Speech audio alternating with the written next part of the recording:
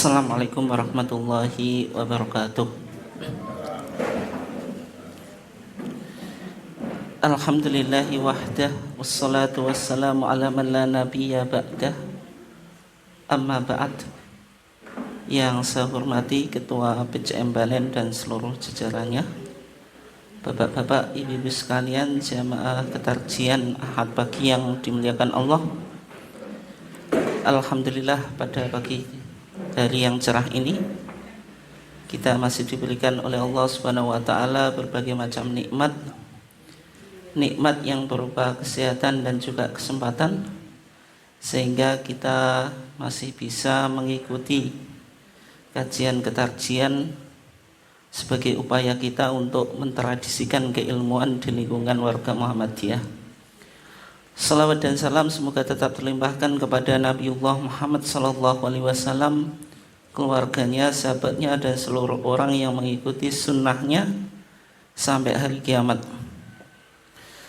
Bapak dan ibu sekalian yang dimuliakan Allah, insya Allah pada pagi hari ini kita akan membahas tentang topik yaitu ta'lilul ahkam. Bagaimana mencari rasionalitas sebuah hukum, teori dan aplikasi pada hukum musik. Sebenarnya materi ini cukup berat, gitu. Tapi penting untuk kita pahami, karena di dalam berbagai macam permasalahan dalam kehidupan kita, itu terkadang kita harus melakukan taklilul ahkam. Taklilul ahkam itu mencari rasionalitas munculnya sebuah hukum. Dan nanti secara detail nanti kita akan coba dalami, insya Allah 1 jam ke depan, dan aplikasinya pada hukum musik ini yang sampai sekarang menjadi perdebatan yang belum selesai. Dan kita juga sudah membahas 3 kali pertemuan. Ini bisa jadi 1 tahun cuma bahas musik. Tapi bukan semacam itu ya, bukan itu maksud kita. Kita lebih fokus pada bagaimana metodologi itu yang kita tekankan di kajian kita. Karena di dalam kajian ketarjian itu ada bahan baku, itu yang disebut dengan Al-Quran dan Sunnah. Bahan baku itu diolah melalui mesinnya itu manhaj tarjih, baru nanti sampai pada kesimpulan atau produk instan. Jadi kalau kita ngaji ketarjian itu pada level bagaimana mengolah bahan baku itu. Kalau kesimpulan itu kan tergantung metodologi yang dibangun. Kita nggak fokus di situ. Fokus kita pada bagaimana hukum itu muncul. Bapak dan ibu sekalian yang dimuliakan Allah, ketika kita bicara tentang musik, ada putusan dan juga fatwa tarjih yang berbicara tentang musik. Ini kita mulai dari TJA. TJA itu apa? Tanya jawab agama, yang sekarang sudah terbit jilid yang ke-9, artinya kita sudah punya 9 jilid ya. Yang isinya itu fatwa-fatwa tarjih. Di TJA jilid 2 halaman 198 itu bicara tentang hukum seruling atau suling. Itu hukumnya halal atau haram. Yang menarik di sini, ini cukup menarik, mungkin juga agak mengagetkan jenengan itu. Kiai Haji Ahmad Dahlan itu pernah menulis di SM. SM itu Suara Muhammadiyah tahun 1915 bahwa membunyikan seruling itu dilarang, artinya haram, termasuk maksiat 7 anggota badan. Ini di SM tahun 1915. Yang bikin kita kaget, kalau kita nonton film apa Pak Bu? Sang Surya. Kok Sang Surya, mohon maaf. Sang Pencerah, mohon maaf. Itu kan dari novel. Itu digambarkan Mbah Ahmad Dahlan itu kan hebat dalam bermain musik, yaitu biola. Ketika salah satu santrinya bertanya tentang Mbah Yai apa yang disebut agama, maka Mbah Yai Ahmad Dahlan tidak menjelaskan secara teoritis, tapi justru mengambil biola. Biola itu dimainkan, setelah dimainkan Mbah Yai Ahmad Dahlan tanya kepada muridnya, bagaimana pendapatmu? Ada yang menjawab, oh itu sangat indah, itu sangat menusuk hati atau masuk ke dalam hati, dan seterusnya. Mbah Yai Ahmad Dahlan mengatakan itulah agama. Agama itu penuh dengan keindahan, penuh dengan cinta, dan seterusnya ya.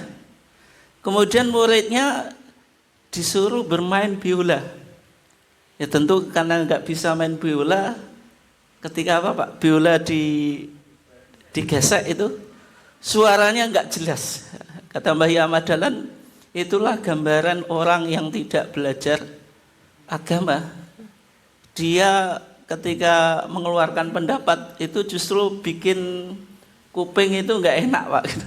Karena dia kan nggak tahu cara bermain. Sebagaimana biola itu kalau yang memainkannya tidak ahli, maka suaranya justru tidak menjadi indah, justru mengganggu berisik, mengganggu pendengaran kita gitu.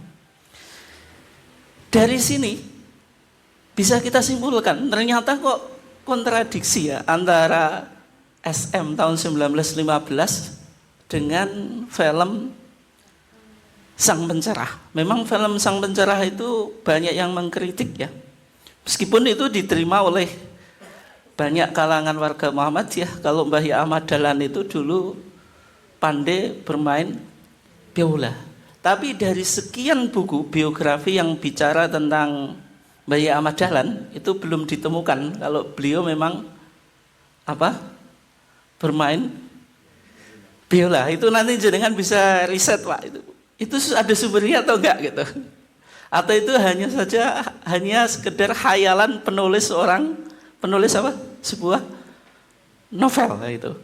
Tapi yang jelas SM 1915 Mbah Yai Ahmad Dahlan memfatwakan kalau musik itu kalau seruling itu haram dan termasuk maksiat 7 anggota badan. Kenapa fatwa Mbah Yai Ahmad Dahlan demikian? Itu enggak lepas dari buku-buku atau kitab-kitab yang dikaji oleh Mbah Yai Ahmad Dahlan. Mbah Yai Ahmad Dahlan. Kalau kita lihat Pak, di buku-buku atau kitab-kitab yang bermadzhab Syafi'iyah, mulai yang terkecil itu ada Sulam Safinah itu. Sulam Safinah, orang Jawa nyebutnya apa Bu? Sulam Supinah. Bukan Safinah tapi Supinah. Itu kan ada 2 kitab. Yang pertama Safinatun Najat, yang kedua Sulam Taufik yang ditulis oleh Abdullah Ba'lawi. Ba'lawi ini yang sampai sekarang menjadi perdebatan itu Pak. Nasabnya itu terputus atau tidak? Kadung banyak orang yang mengkultuskan nasab Ba'lawi itu. Di sana bicara tentang maksiat anggota badan. Ketika bicara tentang maksiat telinga, di sana dikatakan wa min ma'asi al-udhuni al-istima' ilal mismar. Dan di antara maksiat telinga itu mendengarkan seruling, wa tambur, wa sa'iril aswat al-muharram, dan semua suara-suara yang diharamkan. Berarti kalau mendengarkan seruling itu termasuk maksiat telinga. Dan dipertegas lagi ketika bicara tentang wa min ma'asil yadin, termasuk maksiat kedua tangan itu wal lu'bu bil alat allahwi al muharramah katumbur wal mizmar wal autar.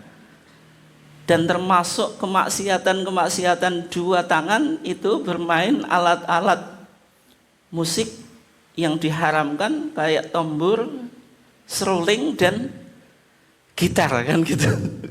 Berarti kalau kita lihat di Sulam Taufik saja, orang bermain seruling itu mendengarkannya maksiat apa Pak? Telinga. Yang bermain maksiat tangan. Dan memang kitab-kitab yang dibaca oleh Mbah Yai Ahmad Dahlan ketika itu sama dengan kitab-kitab yang dibaca oleh kebanyakan ulama di Indonesia yang secara umum bermadzhab apa? Syafi'i, sebagaimana keterangan Raden Hajid itu. Raden Hajid kan murid termudanya Mbah Yai Ahmad Dahlan. Dijelaskan Imam Mbah Yai Ahmad Dahlan itu dalam bidang fikih itu membaca kitab-kitab madzhab Syafi'i, akidah Asy'ariyah. Kemudian dalam tasawuf beliau banyak membaca kitab-kitab Imam Ghazali gitu. Itu keterangan Kiai Haji Raden Hajid di Falsafah Kiai Haji Ahmad Dahlan, bukunya yang kecil itu Pak. Itu kan buku yang langsung ditulis oleh murid termudanya Mbah Yai Ahmad Dahlan. Kemudian di dalam fatwa tersebut Pak, Majelis Tarjih memberikan analisa. Kenapa kok fatwanya Mbah Yai Ahmad Dahlan itu semacam itu gitu? Ya karena di masa Mbah Yai Ahmad Dahlan itu masih fokus pada TBCS, takhayul, bid'ah, khurafat dan syirik. Pembagian ibadah menjadi amah wa khosoh itu belum diperluas gitu. Sehingga disimpulkan tadi, kalau orang bermain strolling itu kan termasuk apa? Lahwun, bersenang-senang. Itu saja dihukumi apa? Haram gitu. Karena dianggap bisa melalaikan dari Allah, sebagaimana fatwa-fatwa di abad pertengahan kan, di kitab-kitab kuning hampir semuanya bilang kalau alat musik itu hukumnya apa? Haram itu. Nah, kemudian di keterangan Majelis Tarjih tadi itu dikutip putusan tarjih yang ada di HPT, di kitab Masail Sabta. Kita beberapa masalah ini HPT jilid berapa? Jilid 1 gitu. Ada kitab Masail Sabta. Di sana dijelaskan hukmu alatil lahwi, hukum alat musik. Kenapa judulnya itu alat musik, bukan musik, bukan apa? Bukan nyanyian gitu. Ya karena dalam hadisnya yang diharamkan itu kan apa? Alatnya. Kalau nyanyian selama tagnya atau isinya itu nggak mengarah ke maksiatan kan tidak bisa dihukumi apa? Haram. Wong Nabi saja kemarin ketika Aisyah mau menikahkan apa Bu? Kerabatnya, Nabi bertanya, hala ba'athum jariyatan tughanni biduf. Kenapa kamu nggak kirim seorang wanita yang bermain apa? Terbangan, Pak. Kalau terbangan memang diperbolehkan. Ini pengecualian ya. Kalau terbangan itu memang diperbolehkan. Wa tughani, dan bernyanyi. Aisyah bertanya, ya Rasulullah bagaimana nyanyinya? Rasulullah menjawab apa? Atainakum fahayuna nuhayyikum. Ini yang dinyanyikan oleh Rasulullah, meskipun ini nggak populer Pak di lagu-lagu apa? Atau di nyanyian-nyanyian waktu pernikahan itu kan, padahal itu ada hadisnya kan gitu. Artinya Rasulullah bernyanyi atau mengucapkan syair itu tidak ada masalah. Yang diharamkan itu alat musik, sehingga tarjih yang dibahas itu bukan hukum ghina. Ghina itu melantunkan sesuatu ya, atau bernyanyi lah mungkin bahasa kita. Tapi lebih pada alatnya. Meskipun kalau kita bicara musik sekarang, Pak, ya kadang tercampur-campur. Musik itu kalau sekarang kan ada lagunya, ada alatnya kan gitu. Kan sudah dua. Kalau dulu memang bisa dipisahkan itu antara sekedar bernyanyi saja sama alatnya gitu. Tapi sebenarnya hadis-hadis yang mengharamkan itu pada apa? Alatnya, bukan nyanyiannya. Oke. Ketika kita lihat di putusan tarjih ya, alatul lahwi yuradu biha alatu al-matrubah. Alat malahi yang dimaksud alat-alat yang dibunyikan. Maksudnya apa? Musik dalam konteks sekarang.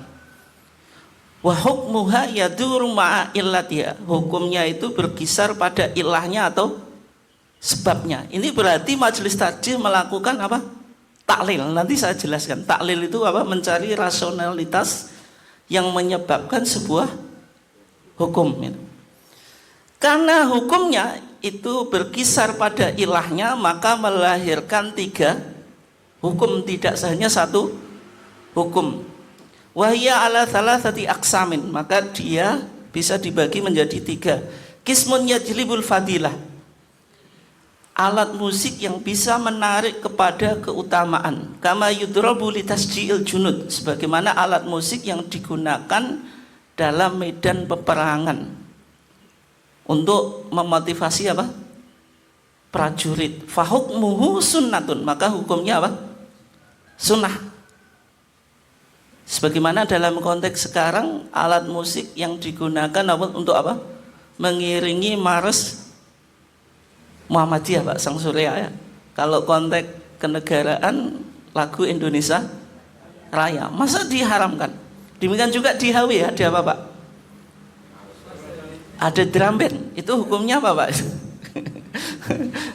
Nah, ini kan ini mendatangkan manfaat atau tidak gitu? Kalau mendatangkan manfaat bisa mubah, kalau ke kanan sunnah bisa wajib kan itu. Wa qismun yudrabu lillahwi faqat, alat musik untuk main-main belaka. Maksudnya apa? La yajlibu syai'an minal fadilah wala radilah, tidak mendatangkan hal yang positif maupun yang negatif.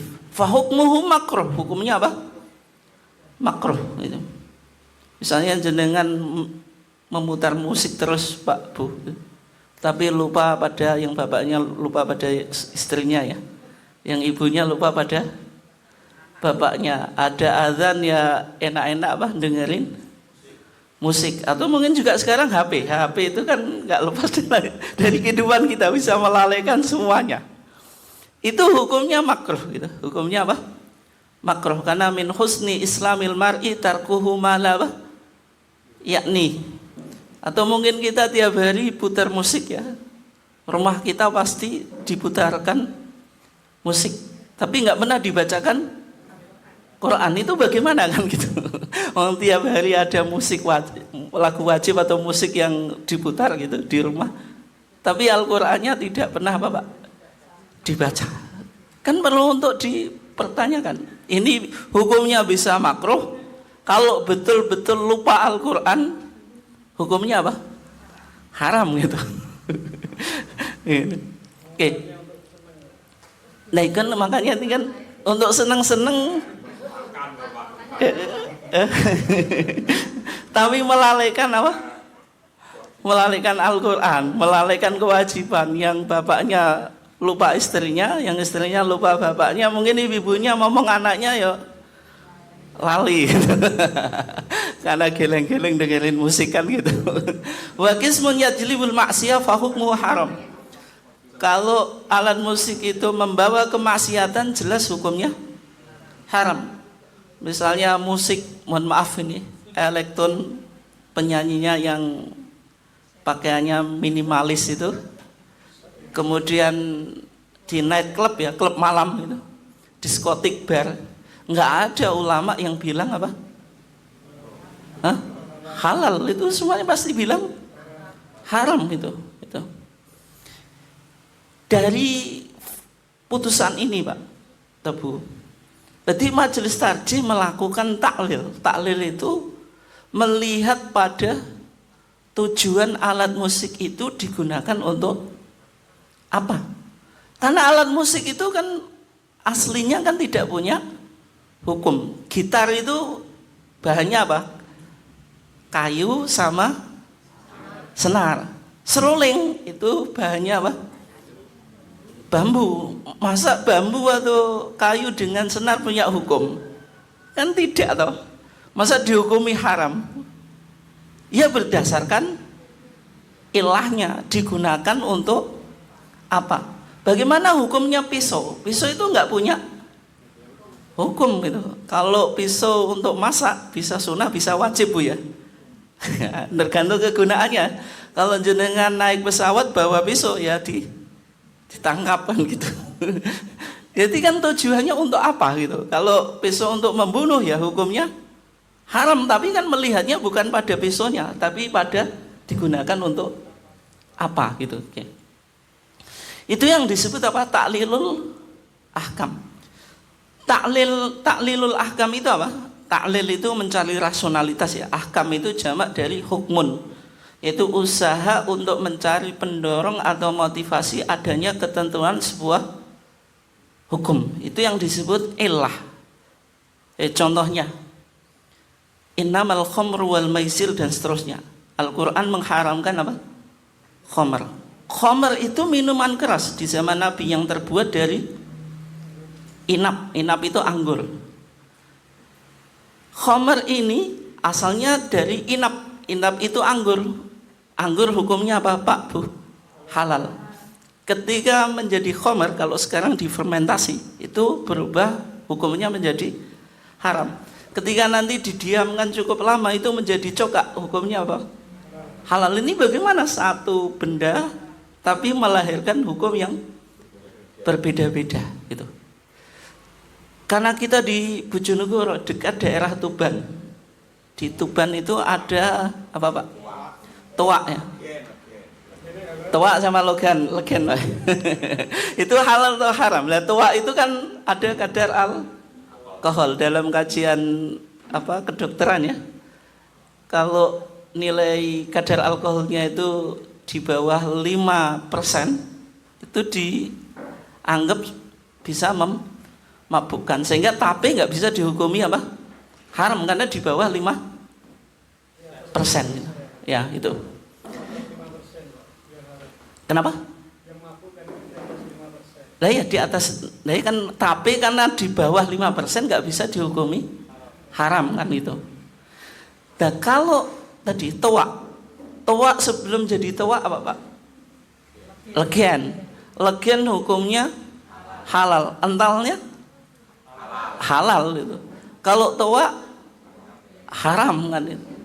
Menurut sumbernya legen dengan toak itu beda cara mengolahnya. Iya, kan makanya menentukan hukum gitu, menentukan. Ada mungkin, maksudnya tidak mungkin kalau legen itu jadi toak. Nggak mungkin. Kata produsen.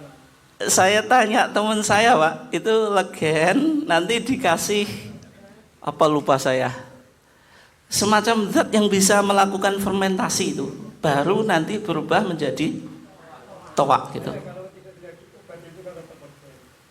Ya kan kita bicara sudah toak Pak gitu. Kalau khamr nggak berubah, kalau anggur nggak berubah menjadi khamr kan ya tetap halal. Maksud saya itu loh. Gitu. Perubahan ini yang menentukan sebuah hukum, itu yang disebut apa? Ilah. Itu yang disebut apa? Ilah itu. Oke. Nah, sehingga ilah itu apa? Ilah itu sifat yang berpengaruh terhadap hukum, bukan pada zatnya. Sehingga kalau kita bicara musik itu bicara tentang tujuannya, bukan alatnya. Dari apa musik itu dibuat, kan bukan itu. Melainkan atas perbuatan syar'i Allah dan Rasulnya. Oke ya. Ilah itu ada dua Pak ya. Ada ilah efisien atau ilah al-fa'ilah, ada ilah al-ghaiyah. Ini berat Bu ya, tapi didengarin saja, insya Allah nanti suatu saat pasti paham itu.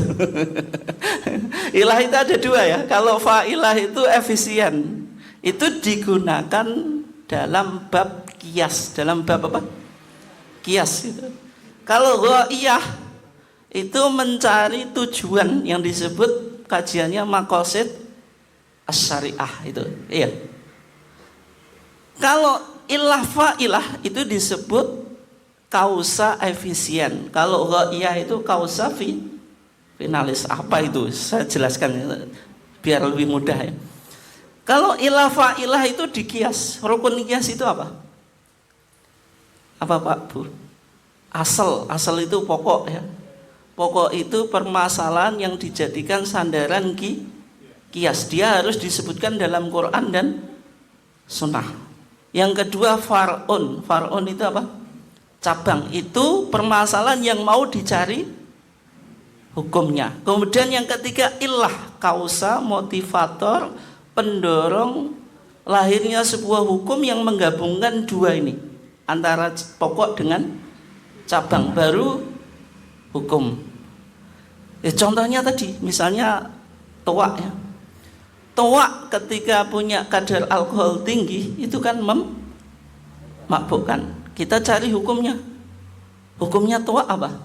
Cari dalil Quran dan Sunnah, nggak bakal ketemu, karena yang ada innamal khamru nggak ada dalam Al-Quran, innamat tawa'u nggak ada gitu.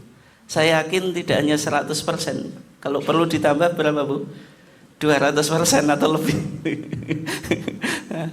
Nah, sehingga kita cari yang ketemu innamal khamru. Khamr itu minuman keras yang terbuat dari apa? Dari anggur. Tawa tidak dari anggur. Tapi muncul ilah. Kalau khamr terbuat dari anggur, dia punya unsur memabukkan. Tawa juga punya unsur apa? Memabukkan, sehingga ditarik sebuah analogi, hukumnya sama, melahirkan hukum yang sama, sehingga hukumnya sama-sama haram. Itu namanya ilah apa? Fa'ilah. Fa'ilah itu ilah yang efisien, yang melahirkan hukum berdasarkan kias. Bisa dipahami ya? Kira-kira semacam itu, bisa kan? Oke. Pokoknya itulah, nggak paham ya sudah. Yang berikutnya ilah ghaiyah. Ghaiyah itu tujuan.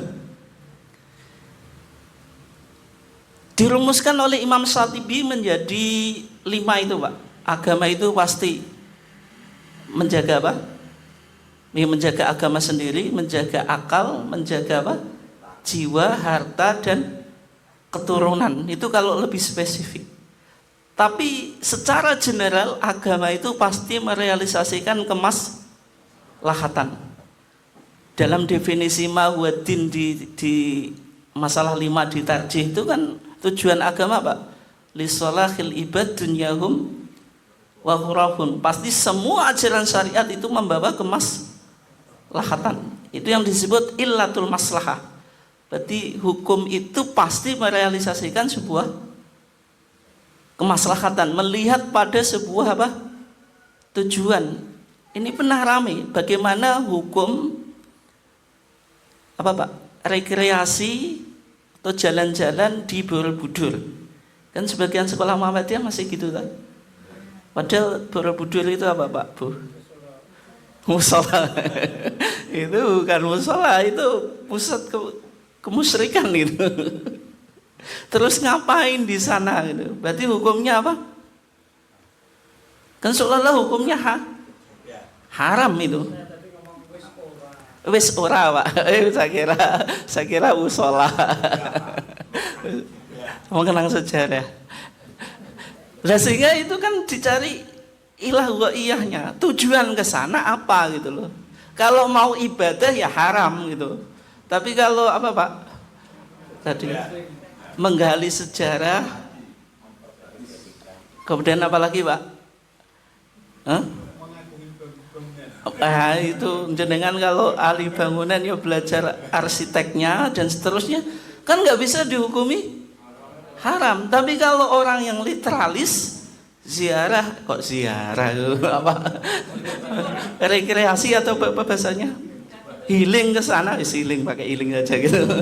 Ke Borobudur itu ya hukumnya haram gitu. Kalau kelompok literalis kan gitu Pak. Oke. Itu yang disebut apa? Ilah ghaiyah gitu. Melihat pada tujuan itu. Nah, dalam kaidah mentaklil hukum Pak, atau mencari maslahah, itu hukumnya, itu kaidahnya. Ini penting sekali. Al hukmu yaduru ma'a illatihi wujudan wa adaman. Ini penting untuk dihafal ya. Hukum itu berkisar pada ilahnya, motivator kausa yang menyebabkan lahirnya sebuah hukum. Jika ilah ada melahirkan hukum, jika ilah tidak ada, hukum tidak ada. Bisa dipahami atau enggak? Ya sudah, kira-kira gitulah gitu. Nah, sekarang pertanyaan berikutnya. Apakah semua hukum bisa ditaklil? Gitu. Jawabannya ada yang bisa, ada yang tidak. Gitu.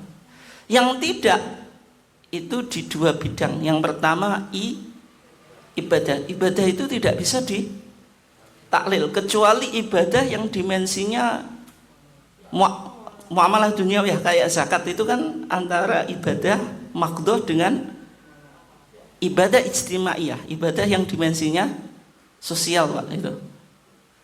Tapi kalau ibadah yang maqdoh, betul-betul maqdoh, itu nggak bisa apa? Ditaklil, nggak bisa apa? Taklil itu. Oke. Tapi kalau dia makulatul makna itu bisa ditaklil. Ya, contohnya. Nabi itu khutbah dengan bahasa apa, Pak? Bahasa Arab. Jenengan yakin kesimpulan itu kalau Nabi khutbah bahasa Arab?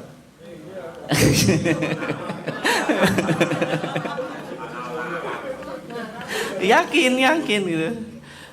Dan jenengan yakin kalau Nabi tidak pernah khutbah bahasa Indonesia dan Jawa? Yakin. Berapa persen itu? 100% lebih. Tapi khotib kita itu khutbahnya pakai bahasa apa? Bahasa Indonesia, bahasa Jawa. Itu ngikuti siapa? Ikuti Nabi atau ngikuti siapa itu? Nah, jenengan jawab mengikuti Nabi khutbahnya pakai apa tadi? Nah, jenengan yakin 100% bahkan lebih tadi. Khotib kita pakai apa? Berarti ngikuti siapa itu? Mengikuti keadaan, enggak gitu Nabi ya. Itu mentaklil hukum, itu sudah mentaklil hukum gitu. Karena memahami tujuan khutbah itu apa? Memberikan nasihat, memberikan mauidhah, menyampaikan pesan-pesan moral. Dan kalau khutbah itu menyampaikan nasihat, mauidhah, pesan-pesan moral, wajib memakai bahasa yang dipahami atau enggak? Wajib. Tapi faktanya Nabi tidak pernah khutbah dengan bahasa Indonesia apalagi Jawa, Pak, gitu. Itu kita melakukan apa? Taklil hukum itu ya. Tapi tidak semua ibadah bisa ditaklil. Contohnya yang lain. Ini yang tidak bisa ditaklil ya. Kalau kita di bulan Ramadan kita melakukan safar ke Surabaya, bepergian ke Surabaya. Jenengan naik apa? Bis, kereta, kalau punya mobil ya naik mobil sendiri gitu. Apalagi punya driver gitu, supir gitu. Sepeda capek, Pak.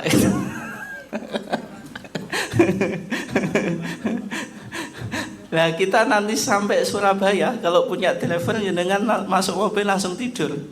Sampai Surabaya baru bangun. Setelah bangun cari restoran. Boleh atau enggak? Boleh atau enggak itu? Boleh atau enggak? Boleh, Pak ya. Jenengan kok boleh terus, Pak. Kok lesu tuh, Bung? Tadi tidur kok. Yang semacam itu boleh. Kenapa kok boleh? Karena Al-Quran bilang famangkana minkum maridhon aw ala safarin fa'iddatun min ayamin ukhor.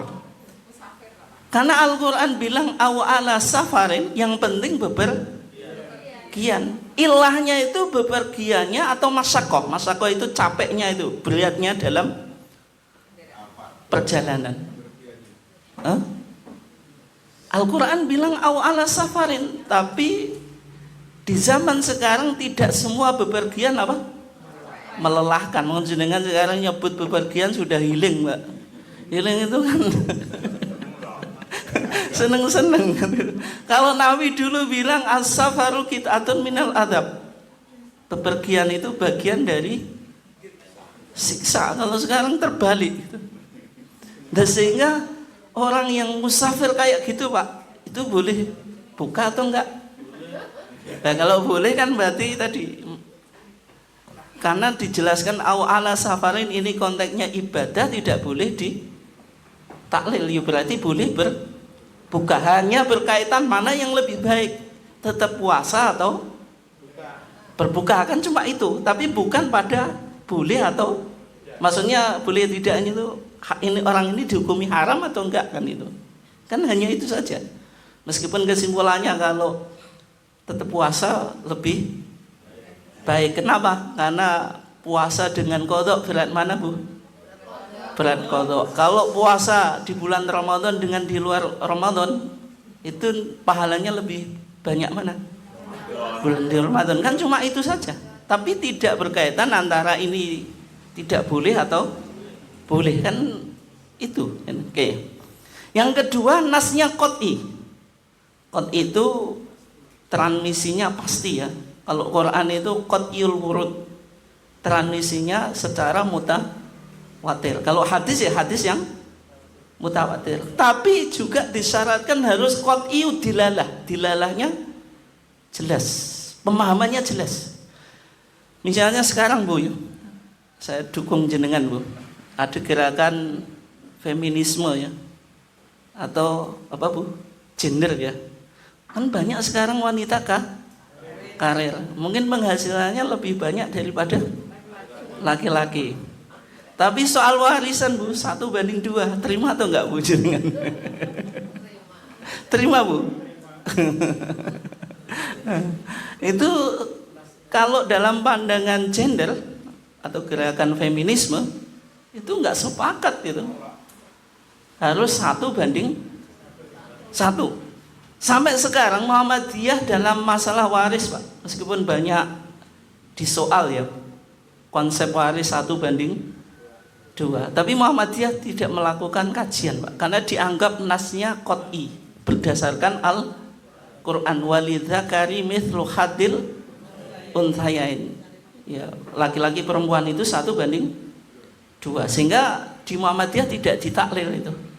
Oke ya, karena dianggap nasnya qat'iyul wurud, qat'iyud dilalah gitu. Oke, yang kedua, taklil hukum itu boleh kalau mencakup muamalat, kalau dalam bidang muamalat dunyawiyah. Muamalat dunyawiyah itu apa? Segala sesuatu yang tidak ada dengan hubungannya dengan apa? Ibadah dan akidah. Muamalat dunyawiyah di sini hukum asalnya apa? Al aslu fil asya al ibahah. Hukum asal sesuatu itu apa? Boleh. Lah musik itu masuk mana Pak? Akidah, ibadah atau muamalah duniawiyah? Muamalah duniawiyah, sehingga memungkinkan untuk ditaklil gitu. Memungkinkan untuk apa? Ditaklil. Sekarang ya, kita coba lihat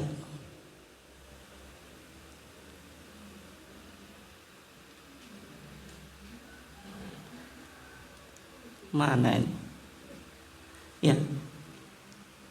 Tapi sebelumnya saya sampaikan ya, sebelum kita bicara tentang syarat taklil, corak pemahaman teks itu ada 3.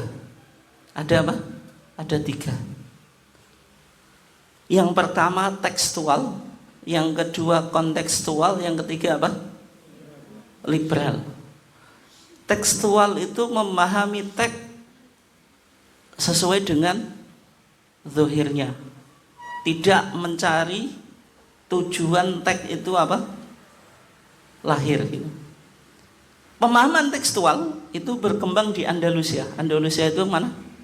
Spanyol, dikembangkan oleh mazhab Zahiri, pendirinya Abu Dawud Al-Zahiri. Kemudian muncul ulama yang luar biasa Pak, yang apa? Mendukung mazhab Zahiri itu, yaitu Muhammad ibn Hazm. Imam Ibnu Hazm menulis kitab Al-Muhalla itu. Pemahamannya sangat tekstualis itu. Yang paling ekstrim dari pendapat mazhab Zahiri ini, hukum kencing babi itu najis atau enggak, Pak Bu? Hah? Najis atau enggak?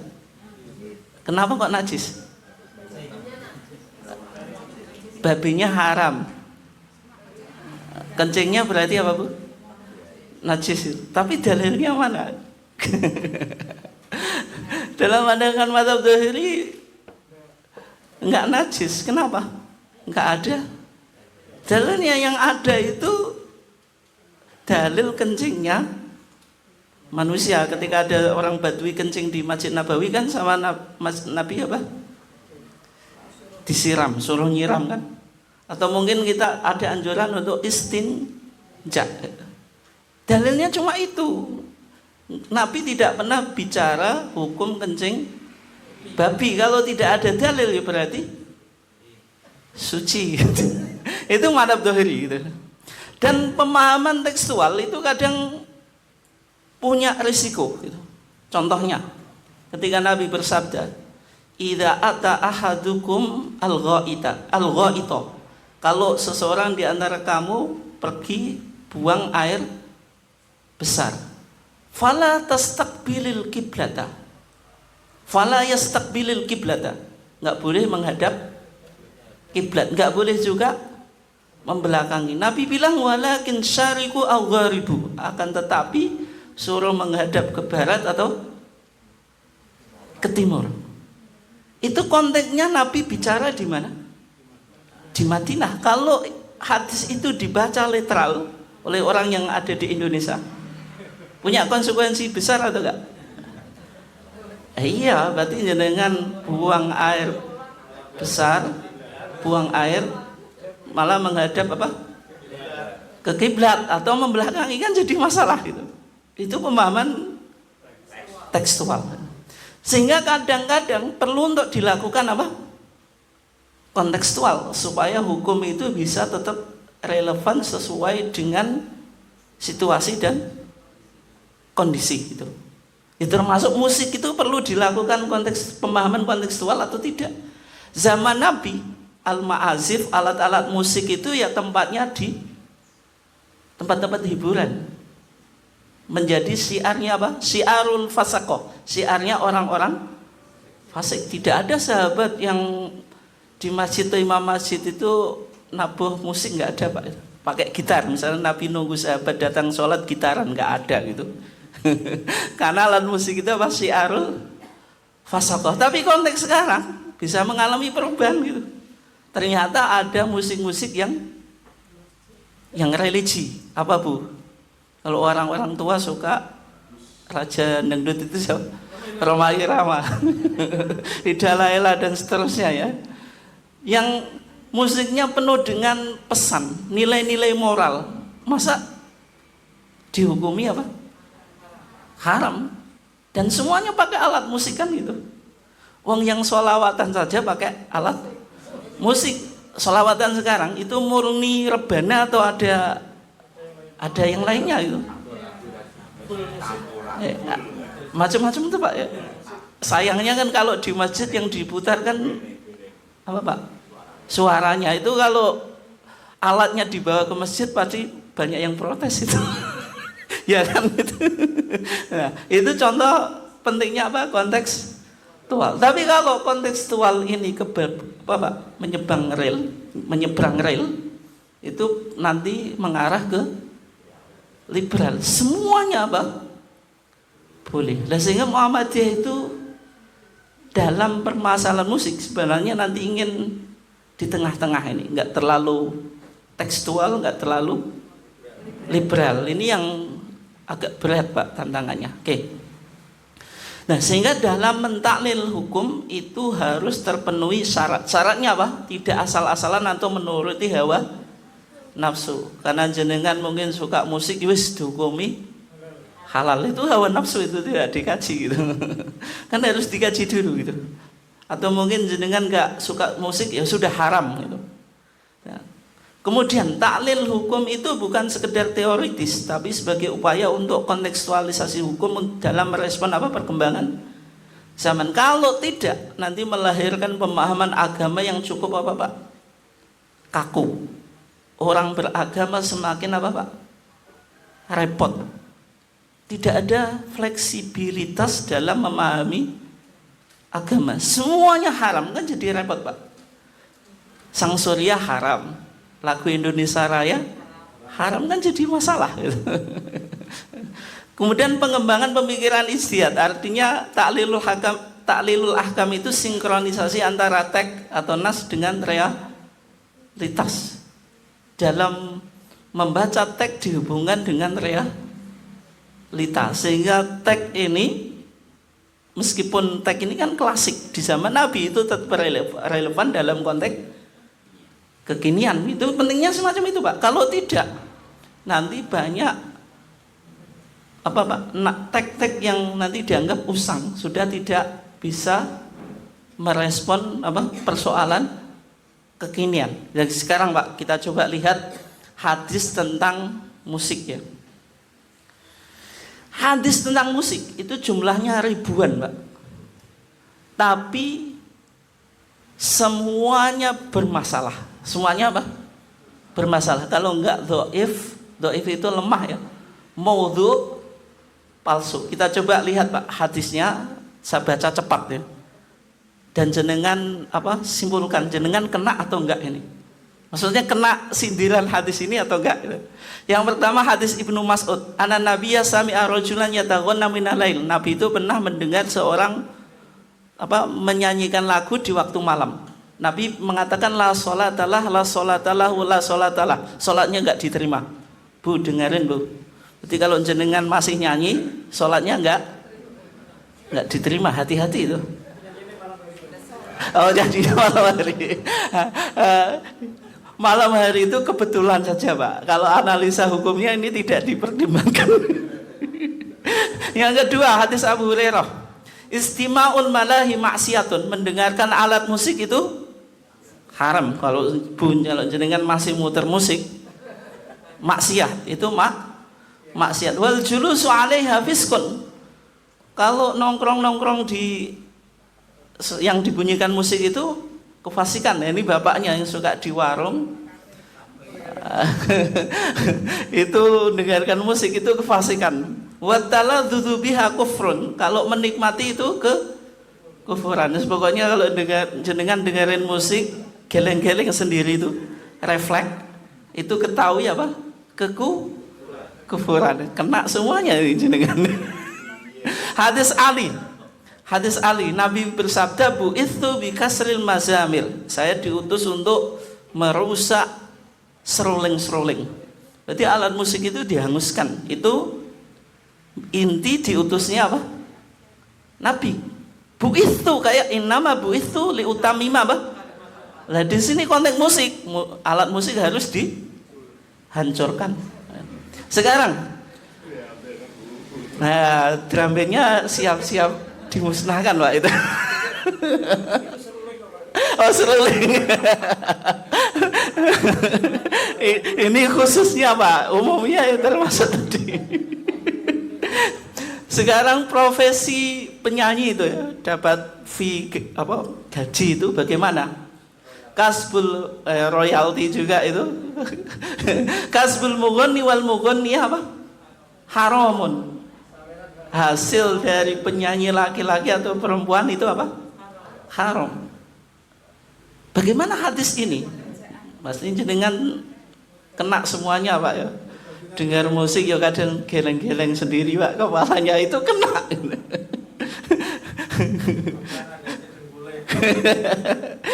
Hadisnya itu semuanya bermasalah itu. Ini saya kutipkan di Nailul Autar yang ditulis oleh Muhammad, yang ditahqiq ya, Muhammad Subki Hasan Halak. Yang hadis pertama hadisun batilun, hadis kedua la yasih enggak sah, hadis ketiga dhaifun munqatiun atau dhaifun jiddan, alhamdulillah itu.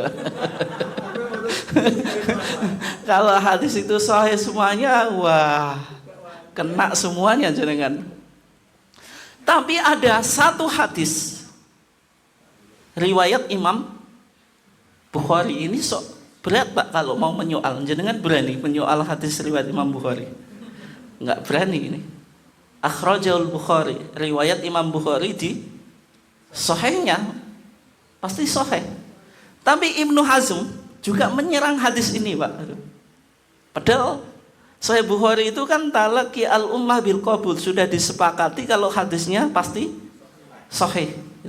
Hadis Abu Amir atau Abu Malik al-Asy'ari, sami'an Nabiy sallallahu alaihi wasallam yaqul la yakunanna min ummati qaumun, akan ada dari umatku satu kaum yastahilluna al-hira, yang menghalalkan perzinaan, wal harira, dan sutra. Tapi ini bagi laki-laki, kalau perempuan kan boleh, kayak emas bagi perempuan boleh, bagi laki-laki nggak boleh. Wal khamra, dan minuman keras, wal ma'azifa, dan alat musik.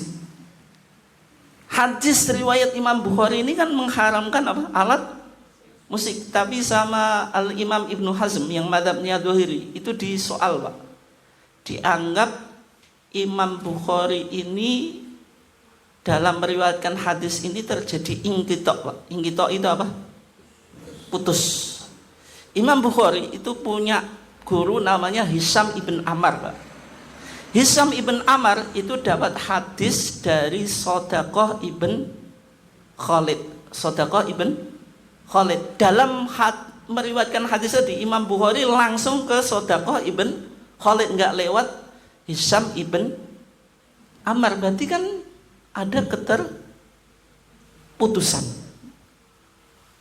sehingga Al-Imam Ibn Hazm mempersoalkan hadis ini, dianggap hadis ini tidak sahih karena syarat hadis sahih itu harus apa? Ittisal, ini munqati'. Tapi dijawab oleh Al-Hafidz Ibnu Hajar Al-Asqalani ya dalam Fathul Bari, kalau sebenarnya hadisnya itu muttasil. Kenapa? Karena Hisham ibn Ammar itu gurunya Imam Bukhari. Imam Bukhari pernah ketemu, pernah mendengar hadisnya, meskipun dalam hadis tentang musik tadi tidak disebutkan jalurnya lewat Hisham ibn Ammar, tapi bukan berarti Imam Bukhari tidak pernah ketemu Hisham ibn Ammar sehingga hadisnya sahih. Tapi kalau hadisnya sahih, yang menjadi pertanyaan di sini, berarti Nabi memprediksi umatnya ini akan menghalalkan apa? Alat musik. Sehingga ustadz-ustadz yang menghalalkan alat musik itu masuk kriteria ini, Pak. Berarti Ustadz Adi Hidayat itu menjadi ustadz syubhat. Muhammadiyah karena masih pakai sang surya berarti organisasi syubhat. Kan jadi masalah itu. Sehingga makna hadis ini perlu untuk dikaji. Nanti pendekatan kita taklili. Dan ternyata hadis ini bicara ketika Nabi mengatakan alat musik itu akan haram, itu dihubungkan dengan tadi perzinaan, minuman keras. Memang di zaman Nabi kalau konteksnya yang musik itu ya nggak lepas dari minuman keras, perzinaan, apalagi Pak, judi dan seterusnya. Artinya musik itu tempatnya di tempat-tempat hiburan. Tapi kalau konteks sekarang tidak selalu kan gitu. Sehingga butuh tadi mencari ilah kenapa musik itu diharamkan. Sebabnya apa kan gitu. Nah, klaim teman-teman Salafi ini yang sampai saat ini mengatakan kalau musik itu haram secara secara mutlak, menjadi kesepakatan mazhab 4 ini ijma, ternyata tidak juga gitu. Karena di antara para ulama ada yang tidak sepakat tentang keharaman musik tadi, yang Muhammad ibn Hazm nggak sepakat. Terus Al-Imam Ghazali nggak sepakat dalam Ihya Ulumuddin. Kata Imam Ghazali, orang yang nggak suka musik itu pasti hatinya keras dan gersang, nggak menyukai sesuatu yang indah. Itu kata Imam Ghazali. Kemudian Abu Bakar Ibnul Arabi juga sama, menolak tentang keharaman musik. Dan bahkan Imam Syaukani itu menulis kitab namanya Ibtalu Da'wal Ijma' ala Tahrimi Mutlaqis Sama', membatalkan klaim ijma' atas keharaman mendengarkan apa? Musik. Tapi Al-Imam Syaukani itu menarik, Pak. Beliau membuat disclaimer. Disclaimer kalau jenengan nonton YouTube itu kan ada disclaimer kan? Itu menafikan anggapan yang salah. Ketika Imam Syaukani bicara tentang musik, beliau mengatakan saya ini ingin menjelaskan hukum ini terjadi ijma atau tidak. Jangan dianggap saya ini pencinta musik. Itu pernyataan Imam siapa? As-Syaukani yang menunjukkan musik itu apa? Tidak ada ijma tentang keharamannya. Nah, berikutnya Pak. Berarti kesimpulan kita, ma'azif di zaman Nabi itu memang konteksnya di zaman Nabi kenapa diharamkan, Pak? Karena syiarul fasakoh, syiarnya orang-orang fasik, ilahnya kan di sini, Pak. Tapi kalau kita bawa konteks sekarang, tidak semua musik apa mengarah ke sana. Apakah semuanya dihukumi haram? Kan nggak bisa juga kan itu.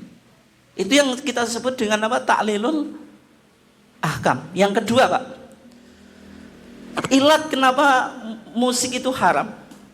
Itu kan melalaikan dari mengingat Allah.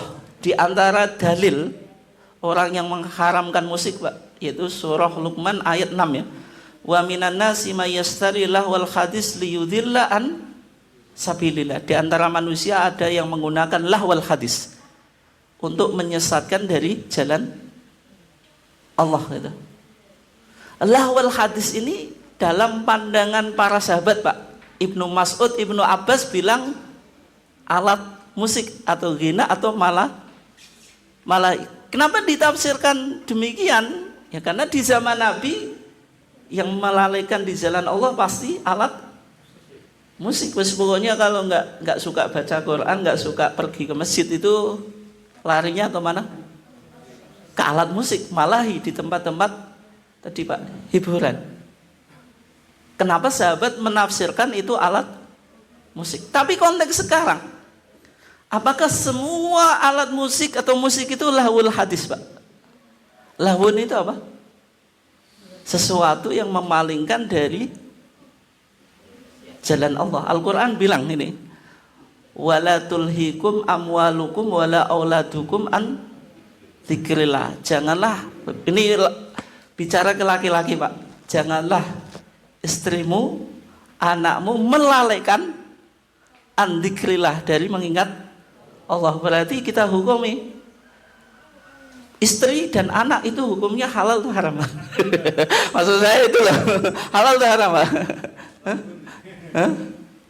Wa idza ra'au tijaratan aw lahwan faddu, itu Pak, surat Al-Jumu'ah. Itu kan apa? Perdagangan atau permainan. Ketika menghalangi tidak sholat Jumat kan hukumnya haram. Apakah semua perdagangan profesi kita hukumi haram? Kan harus dibaca kontekstual, Pak. Sehingga kalau jenengan tekstual berarti hukum punya istri haram, hukum punya anak apa? Haram. Kenapa? Akan melalaikan Allah. La tulhikum amwalukum wala auladukum an dzikrillah. Alhaakumut takatsur. Kritik Al-Qur'an, orang yang menumpuk harta itu untuk apa? Secara umum. Alhaakumut takatsur hatta zurtumul maqabir itu. Untuk apa, Bu? Ya obsesi keduniaan, menumpuk harta saja. Tidak untuk apa? Dakwah. Tapi kalau orang kaya tiap hari menumpuk harta tapi tiap hari disodakohkan untuk menguatkan dakwah. Apa masih disebut alhaakumut takatsur? Kan enggak kan itu. Meskipun mayoritas semacam itu, Pak, itu. Mayoritas manusia ya tadi, istri anaknya itu berpotensi untuk apa, Pak? Untuk melalaikan. Jenengan kok jawab, Bu? Sebagaimana orang yang pikirannya uang-uang, itu secara umum ingat dakwah, ingat agama atau enggak? Tidak. Musik secara umum apa? Ya melalaikan sama. Presentasi musik religi dengan musik non religi. Banyak mana, Bu? Kok bodoh wae. Banyak non religi gitu loh. Tapi kan tidak bisa kita baca kalau misalnya kita pahami kalau semua musik haram. Sebagaimana tidak semua wanita dan anak melalaikan, tidak semua harta melalaikan. Karena harus itu namanya taklil. Taklil hukum, lihat ini membawa positif atau negatif sehingga tidak bisa dipahami literal. Itu ya inti kajian kita semacam itu. Nah sebelum kita tutup Pak, musik itu ada dua unsur ya, ada tekstual, ada visual. Maksudnya untuk melahirkan sebuah hukum ya. Kalau tekstual melihat liriknya, nadanya, syairnya dan seterusnya itu mengarah ke maksiat atau tidak. Visual itu melihat pembawaannya. Sholawatan di diskotik, penyanyinya minimalis. Halal atau haram? Halal atau haram sholawatan di diskotik? Pakaian pakai kado pendek, baca sholawat gitu. Kenapa haram? Baca sholawat baik atau enggak? Itu visualnya yang bermasalah. Visual itu penampilan ya. Sehingga kalau kita bicara musik, dua unsur ini yang harus diperhatikan. Tekstual isinya atau kontennya, visual musik itu bagaimana? Yang menampilkan atau yang membawakan. Intinya yang kita kaji itu ya. Jadi menentukan hukum musik melihat pada ilahnya. Musik dibawa kemana gitu. Hukum asalnya mubah, ke kanan sunnah dan wajib. Kalau ke kiri berarti apa? Makruh, haram. Lah di zaman Nabi lebih banyak ke kiri. Konteks sekarang ya mungkin lebih banyak ke kiri Pak, tapi ada ke kanan itu loh maksud saya itu. Itu yang disebut taklilul ahkam. Mungkin itu saja kajian kita. Silahkan kalau ada ditanyakan, kalau enggak kita langsung tutup. Dah enggak Bu ya Pak? Sudah jelas, enggak perlu diperjelas lagi. Oke, saya kira cukup. Wassalamualaikum warahmatullahi wabarakatuh.